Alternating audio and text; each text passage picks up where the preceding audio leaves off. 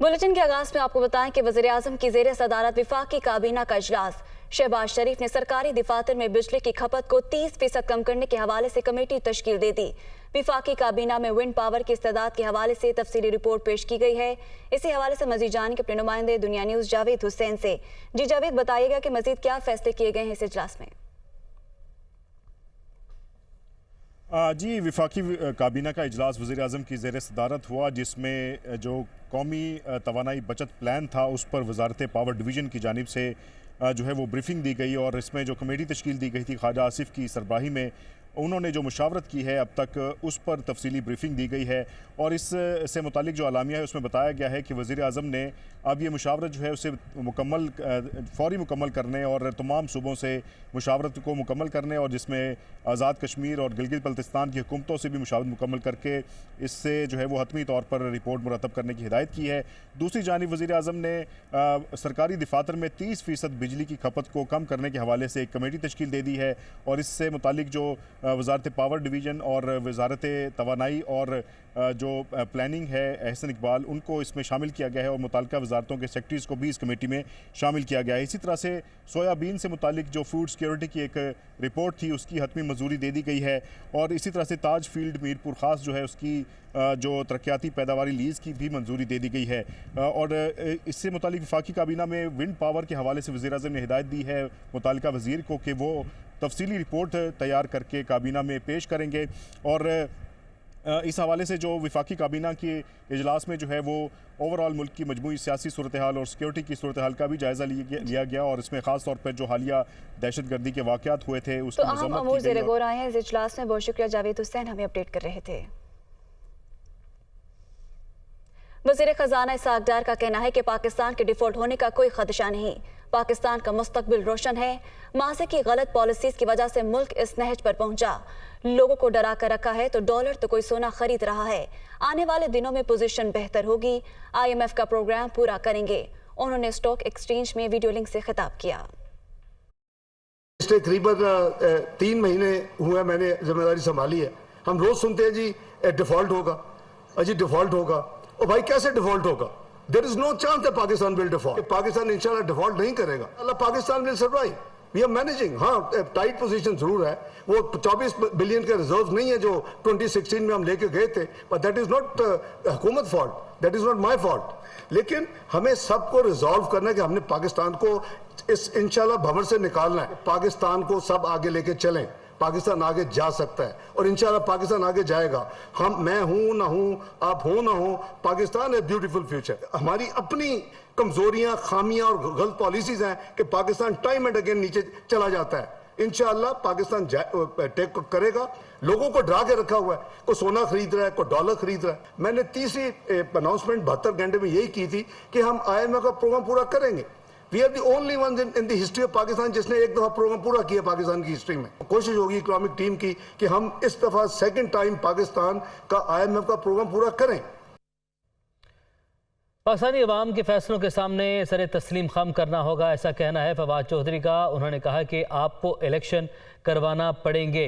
ये हुकूमत इलेक्शन में नहीं जाना चाहती, इनका हशर नशर हो गया है, ये बाहर निकलने के काबिल नहीं रहे हैं। और उन्होंने कहा कि पाकिस्तान में फ़ैसला करने वाले लोग मज़ीद तजर्बे करना बंद कर दें। सियासी बहरान की वजह से मुआशी बहरान ने जन्म लिया है। जल्द अज जल्द आइन के अंदर आना ज़रूरी है और PDM से किसी किस्म की बातचीत नहीं हुई।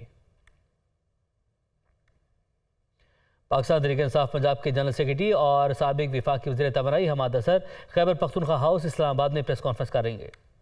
इस वक्त पाकिस्तान में डॉलर्स जो हैं वो ख़त्म हो चुके हैं, डॉलर्स की कमी आ चुकी है। दूसरी जानिब अगर देखें तो इंडस्ट्री के अंदर एक बहुत बहरान है। 15 लाख लोग टेक्सटाइल इंडस्ट्री से जो इतलात आ रही हैं कि ऑलरेडी बेरोज़गार हो चुके हैं। स्टील इंडस्ट्री आपकी तकरीबन 80% बंद पड़ी है, और बिजली के बिल, माल की सेल ना होना और ख़ाम माल की इंपोर्ट ना कर पाना जो है वो मेन वजूहात हैं जिसकी वजह से आज इंडस्ट्री आपकी नहीं चल रही।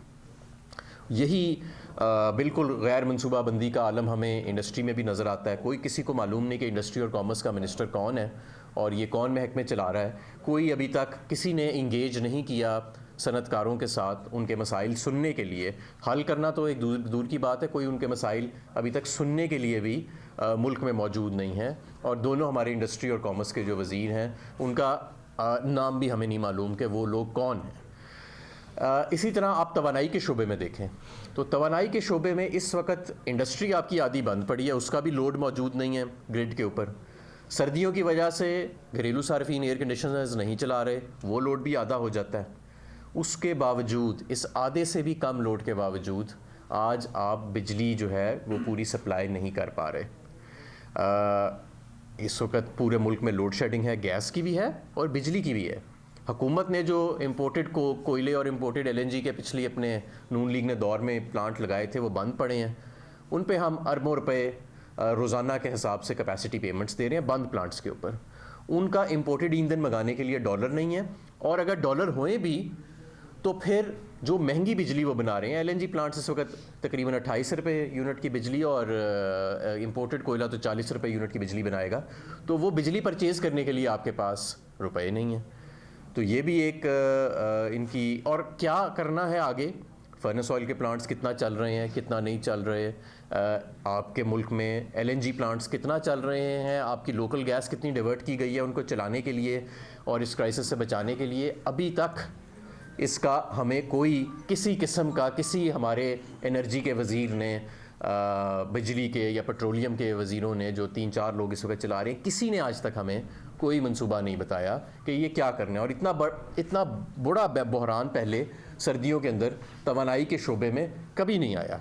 और दोनों तवानाई के जो आपके वज़ीर हैं वो इस वक्त गायब हैं, और वो भी शायद बैरून मुल्क दौरों पे के ज़्यादा शौकीन हैं। हमने अपने दौर में IGSEP किया, वेकॉग किया, बिजली ज़्यादा कंज्यूम करने के लिए हम पैकेजेस देते थे, लेकिन कोई इन्होंने उन चीज़ों को एक्सिक्यूट नहीं किया, इन चीज़ों को वो आगे लेके नहीं चले। अगर आगे लेके चला जाता तो आज ये बहरान बहुत कम होता। इसी तरह रूस से सस्ता तेल लेना था, 8 माह 9 माह तो कहते रहे कि जी हम ले ही नहीं सकते, उनका तेल हमारे यहाँ चलता नहीं है। मिफ्ता साहब कहते थे कि अमेरिका की सैंक्शंस लग जाएंगी। 8-9 माह बाद अब याद आया कि तेल चल भी सकता है और लेना भी चाहिए था, लेकिन वो महंगाई की लहर आ गई, डॉलर आपके ख़त्म हो गए महंगा तेल लेके। मैं आपको ये भी बताऊं कि मई जून के महीने में PDM हुकूमत ने ज़रूरत से ज़्यादा महंगे तरीन रेटों पे, कोई $113 के करीब पे आलमी मंडी से दबा के तेल ख़रीदा जो इनकी ज़रूरत से ज़्यादा था। और बहुत ज़्यादा जो महंगाई की लहर उन महीनों में आई, उसकी एक वजह ये थी कि वो जो इन्होंने गलत परचेज़ की थी। LNG ख़रीदा गया उस वक्त महंगे दामों के ऊपर, वो जो LNG महंगे दामों के ऊपर ख़रीदा गया उस वक्त ज़रूरत से ज़्यादा, उसकी कॉस्ट आज तक रिकवर नहीं हो सकी। वो भी सर्कुलर डेट के अंदर वो 4-5 कागज़ जो इन्होंने ज़रूरत से ज़्यादा लिए वो ऐड हो गए, और आज इनके पास इनके दोनों प्लांट्स बंद पड़े हैं। तो ये इनकी मनसूबा साजी है इस वक्त। तो ये मैं कहता हूँ कि ये सेमी फंक्शनल भी नहीं, ये एक नॉन फंक्शनल रजीम है जो इस वक्त चल रही है। मईशत आपकी बतदरीज बिगड़ रही है, लोगों के अंदर इतनी मायूसी है कि जिसको हम बयान नहीं कर सकते। हम सड़कों पर चल रहे होते हैं तो लोग हमें रोक रोक के, ख़ास तौर पर नौजवान हमें पूछते हैं कि इस मुल्क का क्या मुस्तकबिल है, और ये जिस तरह इनको हमारे ऊपर मुसल्लत किया गया। अब मैं दूसरी बात जो सबसे ज़रूरी है कि ये जो आजकल एक डंडोरा पीटा जा रहा है कि जी क्योंकि PDM हुकूमत से मईशत तो चली नहीं, और ना तवानाई का शोबा चला, ना सनत का, मुल्क ही नहीं चल रहा, तो अब क्यों ना हम एक टेक्नोक्रेटिक सेटअप जो है उसकी तरफ चले जाएं, और ये फीलर्स और टीजर्स जो हैं वो छोड़े जा रहे हैं। मैं आपको ये बताना चाहता हूँ कि PDM हुकूमत की नाकामी जमहूरियत की नाकामी नहीं है, ये कोई जमहूरी सेटअप नहीं है जो हमारे ऊपर मुसल्लत किया गया है। ये तो चंद लोगों के ताल्लुकात की बुनियाद पे, चंद लोगों की मनपसंद लोगों को हमारे ऊपर मुसल्लत किया गया एक साजिश के तौर पे कि इमरान खान को इक़्तिदार से अलहदा किया जाए, वो बहुत मजबूत होता जा रहा है। ये जमहूरी तरीके से ये लोग हमारे ऊपर मुसल्लत नहीं हुए, और ये किसी को जवाबदेह भी नहीं है। जो जमहूरी आदमी होता है उसने वापस पब्लिक के पास जाना होता है जवाबदेही के लिए। यही वजह है कि ये परफॉर्म नहीं कर रहे, क्योंकि इनकी पॉलिसियाँ जो हैं वो बग़ैर किसी मैनिफेस्टो के, बग़ैर किसी पॉलिसी के ये हमारे ऊपर मुसल्लत हुए, और इन्हें पता है कि इन्होंने जवाब किसी और घर को देना है, इन्होंने अवाम को जवाब नहीं देना, इसलिए ये अपनी परफॉर्मेंस पे भी इतना फोकस नहीं है। इमरान खान साहब तो हर महीने कभी इंडस्ट्री की मीटिंग्स ले रहे हैं, कभी तवानाई की मीटिंग्स ले रहे हैं, कभी नए पैकेजेस आ रहे हैं जिसकी बुनियाद के ऊपर पूरा मुल्क आपका 6% इकोनॉमिक ग्रोथ के ऊपर चला गया था। आपके ज़र मुबादला के ज़खायर 21 अरब डॉलर तक चले गए थे। तो ये सारी चीज़ें मेहनत के साथ हुई थी, ये सारी चीज़ें हमें पता था कि हमने लोगों को जवाब देना है, इन लोगों ने तो किसी से कोई वादा भी नहीं किया, तो इन्होंने जवाब क्या देना, ये तो कहीं और से आए हैं और कहीं और को ही प्यारे हो जाएंगे। तो लिहाजा इसको पीडीएम हुकूमत की नाकामी को जमहूरियत की या सियासतदानों की नाकामी ना समझा जाए। ये नाकामी एक ख़ास साजिश की थी, एक रजीम चेंज ऑपरेशन की थी, और जो ये एक आर्टिफिशियल सा स्ट्रक्चर जो है उसको क्रिएट किया गया है, जो पाकिस्तान के ऊपर मुसल्लत किया गया। हमेशा की तरह बाकी तजर्बों की तरह ये तजर्बा भी नाकाम हुआ, और आने वाले दिनों में अगर इस मुल्क को कोई संभाला दे सकता है तो एक मजबूत हुकूमत 5 साल के लिए जो अवाम के वोटों से मुंतखब हो। बहुत ज़रूरी है कि वो अवाम के वोटों से मुंतखब हो, अवाम को ही जवाबदेह हो, आइनी हो, जमहूरी हो, और जो वो रिफॉर्म्स करे उसमें पब्लिक का बाइन हो, यानी कि उसको पब्लिक की हमायत हासिल हो। वरना यहाँ पे सियासी अदम इस्तेकाम बढ़ेगा, यहाँ पे केओस बढ़ेगा, और खुदा न खास्ता यहाँ पे माशी तौर के ऊपर भी हालात मज़ीद बिगड़ेंगे। अब मैं लोगों को ये भी बताना चाहता हूँ कि जब हम कहते हैं कि हालात बिगड़ेंगे माशी तौर पे, तो उसका क्या मानी है। लोग कहते हैं हालात तो आगे बिगड़े हुए हैं, महंगाई आपकी 25-30% हो गई है, बिजली है ही नहीं, और बिजली और गैस अगर आए तो महंगी बहुत है, रोज़गार है नहीं, पिछले जो सनतें लगी हुई हैं वो भी बंद हो रही हैं।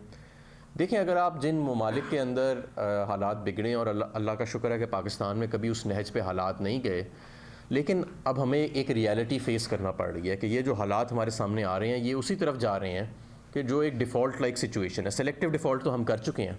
तो ऐसी सूरत हाल में क्या होता है?